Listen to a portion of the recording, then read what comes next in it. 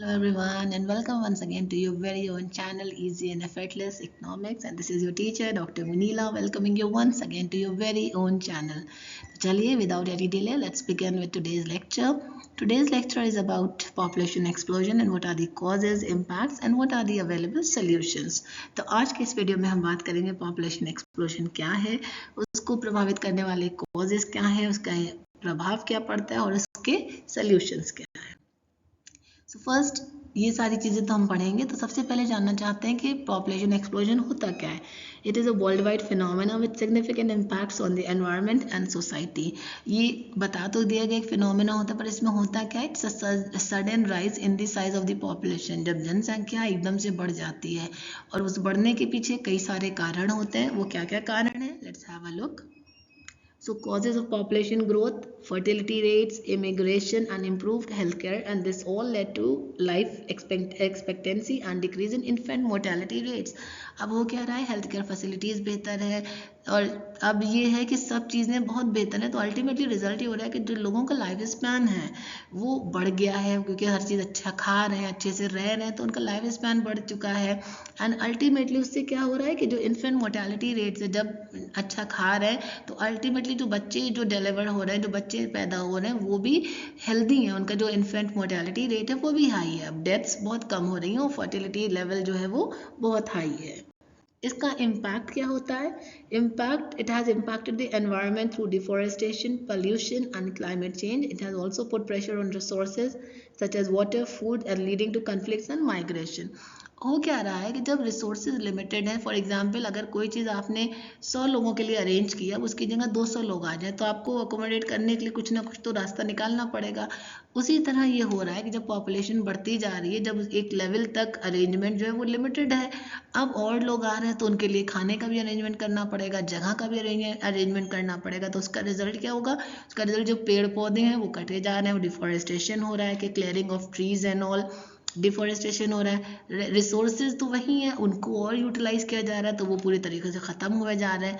और उसका नतीजा ये हो रहा है कि जो लोग ऑलरेडी रहे ना, वो उनको लग रहा है कि इतने ज़्यादा लोग आए जा रहे हैं, पॉपुलेशन बढ़ती जा रही है, तो वो अपनी कंट्री छोड़ के जा रहे हैं, वो माइग्रेट कर रहे हैं. तो ये सारा जो है इसका असर हो रहा है किसका, जो बढ़ती हुई पॉपुलेशन का है. इसका सल्यूशन क्या है, क्या इसका कोई सल्यूशन है. इसके सल्यूशन बताया गया है that it should include family planning programmes, education and sustainable development. This can help reduce fertility rates, improve access to resources and promote a balanced population. देखिए सल्यूशन ये कहा जा रहा है कि लोगों को बहुत अवेयर कराना चाहिए फैमिली प्लानिंग के बारे में, और इसके अलावा उनको एजुकेशन प्रोवाइड करना चाहिए. हर चीज़ के समझे कि जब आपके पास इतना पैसा नहीं है और आपके पास इतनी कैपेसिटी नहीं है, तो इन बच्चों की अपब्रिंगिंग कैसी होगी. बच्चे जब आते हैं तो उनके साथ रिस्पॉन्सिबिलिटी आती है, उनकी पढ़ाई, उनकी लाइफ, उनकी शादी, बहुत सारी चीज़ें. तो इन सारी चीज़ों को इंसान को कंसिडर करके स्टेप लेना चाहिए. अगर आप इस कैपेसिटी में कर सकते हैं तो फिर आपको ज़रूर स्टेप लेना चाहिए, वरना आपको सोचना चाहिए कि पहले आप किस पोजीशन में कि आप उसको एक अच्छी लाइफ, एक बैलेंस लाइफ दे सकते हैं. दूसरी चीज़ कही गई है कि सस्टेनेबल डेवलपमेंट के बारे में बताएं. जी, सस्टेनेबल डेवलपमेंट क्या होता है. सस्टेनेबल डेवलपमेंट ये होता है to make people understand that the resources that you are having today should not be use completely, rather you have to use it in a manner that it should be used for future generations as well. इसका मतलब है कि आपके पास जो आज resources हैं आपको उनको ख़त्म नहीं कर देना है, रादर आपको उनको क्या करना है, उनको इस तरीके से यूज़ करना है कि आने वाली जनरेशन्स के लिए भी वो बचे रहें. तो इन सारी चीज़ों की इन्फॉर्मेशन लोगों तक पहुंचाई जाए तो शायद एक बैलेंस पॉपुलेशन ग्रोथ और लेवल अचीव कर लिया जाए. चाइना ने एक नई पॉलिसी निकाली, अब ये कहाँ तक सही है ये तो कहना मुश्किल है, बट स्टिल ये उनकी पॉलिसी है. इसमें है चाइनाज वन चाइल्ड पॉलिसी. उसमें उन्होंने क्या कहा, it was implemented in 1979 to control population growth. It led to a decrease in fertility rates but also had negative consequences such as gender imbalance and violation of human rights.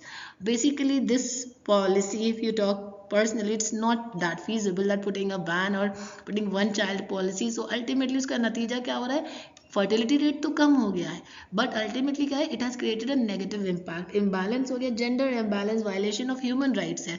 When someone is dictating that they should have one child और two child, then this is wrong, this is against a violation of human right.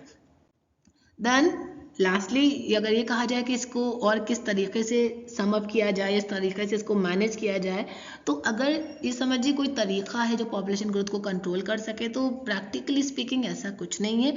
It is only with the advent of understanding, जब लोग खुद समझेंगे, खुद इस बात को realise करेंगे, और दूसरी चीज़ है जब इकोनॉमी खुद भी एक्सपैंड करेगी ताकि वो ज़्यादा से ज़्यादा लोगों को ज़्यादा से ज़्यादा अकोमोडेट कर सके, रिसोर्सेज ज़्यादा हो, so it would not be a problem then. So basically ये बहुत ही कम्प्लेक्स इशू है which requires collaboration and innovative solutions.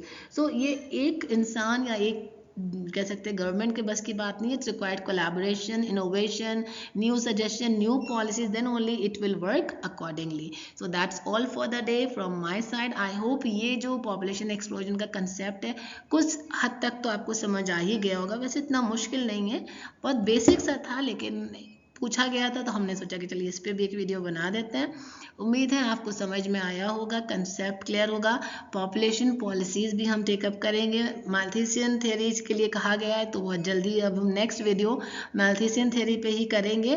तो बस till then stay studying, stay learning, keep smiling and stay tuned to your very own channel.